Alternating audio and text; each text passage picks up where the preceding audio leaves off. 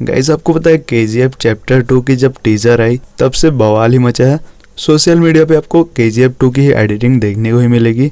सारे एडिटर्स अपने तरीके से पोस्टर एडिट कर रहे हैं KGF चैप्टर 2 की, तो मैंने भी छोटा सा कोशिश करा। तो इस तरह से हमारी KGF 2 की पोस्टर एडिटिंग हुई है। आप भी इस तरह की एडिट कर सकते हो बहुत ही आसानी से। मैं इस वीडियो पे आपको स्टेप बाय स्टेप बता दिया हूँ। और हाँ गाइस, आप कमेंट करके ये जरूर बताना कि KGF चैप्टर 2 की इनमें से आपके फेवरेट एडिटर्स होंगे तो आपको कौन सा बेस्ट लगी, छोटा सा कमेंट करके जरूर बताना। बाकी गाइस वीडियो को शुरू करते हैं एंड वीडियो को प्लीज लाइक कर देना।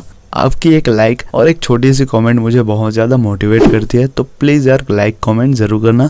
और चैनल पे न्यू हो गए तो चैनल को सब्सक्राइब कर लेना, क्योंकि यार मैं ऐसे ही अमेजिंग ट्यूटोरियल वीडियो लाते रहता हूँ। वेल गाइस, चलिए वीडियो को शुरू करते हैं।